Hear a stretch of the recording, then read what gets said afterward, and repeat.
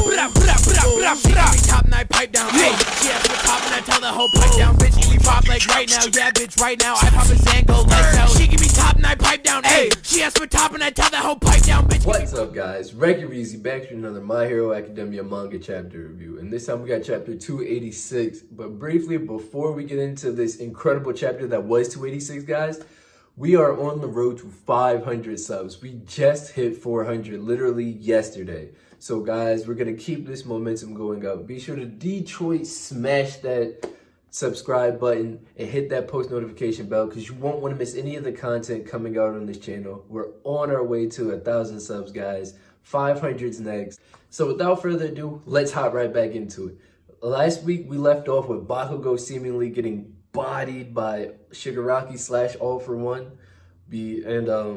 We pick up right where we left off. Bakugo is saying something along the lines of, don't try to be a hero by yourself. But again, with these fans translations, we have to take everything they say with a grain of salt till this weekend when the official translations come out. But that hurt, man, to see Bakugo just like falling out the air. But shout out to Shoto, man. Shoto catches Bakugo by his leg on his way down. But it's very important to note that when Shoto does catch Bakugo, he's using like his left foot, like the flames from his left foot to propel himself upwards. Mind you, he's still holding Endeavor's big ass. Endeavor is easily like 260, 265. So it's like, Shoto, he's holding Endeavor, catching Bakugo. He is holding it down for the team right now. But Deku is pissed at Shigaraki. And it's just like, thinking, he briefly reflects on what Lariat, one of the former One For All users, told him, that you have to be careful not to use this power out of anger because it will respond to your emotions. And Deku is pissed, livid with Shigaraki / All For One right now. Deku seemingly enters some like brief rage mode because like after seeing Bakugo literally save his life and then get bodied for it, Deku just like his eyes go white. He bites through All For One's forcible quirk activation tendrils. Bites through them. Deku is like going crazy right now. But then things kind of like the tables kind of briefly flip for a moment there. Excuse me, because All For One / Shigaraki, he touches Deku's face, right? And I was like, oh my God, GG. Don't tell me Horikoshi's really going to do this right now. But Horikoshi, being the masterful writer that he is, cuts back to what's going on with Giganta, Michia. He's on just a rampage, just going through cities. And we get to see Uraca, Ida, Nejire, and Sue, I believe. And they're helping with the evacuation efforts. And Uraca is thinking to herself, the situation is not improving. Something Michia says that is very noteworthy that we need to the official translations this weekend, because Michia says he senses 2 of his masters. So that leads me to believe that like this is more than just All For One's will, because if Michia can sense, like legit sense, All For One's presence within Shigaraki, then that's, to me, telling that it's a bit more than just like his will or some residual All For One instructions left within the quirk.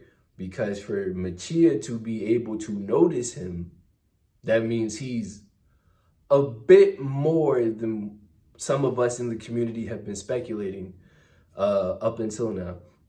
But that's a storyline and a story thread that needs to be watched carefully over these next few weeks, because All For One, a lot of us felt like he was genuinely grooming Shigaraki to be a true successor.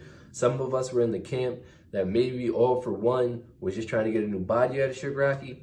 And right now it's looking real suspect. But then we cut back to things with Deku and Shigaraki, and after Shigaraki places his hand on Deku's face, Deku's like plunged back into like that dark world where he was at with the predecessors, and he can see the first user back in the joint training arc. And now that he's here with Shigaraki, like at first it's dark, Deku can't really see who it is. He's like, is that Shigaraki? No. And then we see like All For One like has Shigaraki like on the ground, and he's like, it looks like he's like taking him over. And Shigaraki's like, no, like this is my journey, my path to my dream. And I firmly believe now that after this arc, Shigaraki might just go ahead and kill All For One, honestly. Because like Shigaraki has made it clear throughout the story, like this is his journey, this is his dream, his goal, his objective. And he wants to achieve that by himself. And All For One is now more or less impeding that dream. So now that All For One's kind of in Shigaraki's way, I firmly believe that at some point after this arc, we're going to see Shigaraki kill All For One. But that's not the craziest thing that happens when Deku's in like that world, that realm. Deku seemingly like falls, like I don't know if he's like being pulled back or being like, because because One For All is being sucked out of him by Shigaraki, but he falls in the dream world. And we see like a speech bubble say, you still can't move here yet. And then a hand touches the top of Deku's head, and then it's none other than Nana Shimura. And she says something along the lines of, oh, you still can't move here, but we'll have to do something about that. But again, with all these lines of dialogue, we have to take it with a grain of salt into the official Viz translations this weekend. But that's where the chapter ends, you know, Nana Shimura coming in to help Deku, I presume. I mean, obviously, right? But it's so interesting to me because, like, because we all know that the vestiges, well, we know now that the vestiges have been alive within One For All. So that means, honestly, Nana was there for the battle between All Might and All For One at Kamino. She may not have been able to interact with All Might per se, but like the rest of them, I presume they could see and hear what was going on from within All Might because of One For All. So does that mean Nana knows exactly who Tomura is? She knows that's her grandson? And if so, that's pretty heavy to think about. Like I'm going to paint this picture for you guys right now. All For One killed Nana Shimura's husband, ultimately killed Nana Shimura herself, and now she has to watch, like in that dark world that they're in, the realm of, we need to name that place, honestly, the realm that's between One For All and All For One. She's watching her grandson be consumed by All For One. So it's like, she must feel like, I couldn't even begin to imagine how she must feel seeing that after everything that he's done to her when she was alive. Even in death, he's like fucking up her lineage now. So that's crazy to me. But what a time to be an MHA fan, am I right? But that's going to do it for this review because that's where the chapter ended. But guys, I got a theory video coming out Saturday sometime about One For All and how I think the quirk is going to evolve and what Deku's final form, so to speak, will ultimately be. But you guys aren't going to want to miss that. And we are on the road to 500 subs.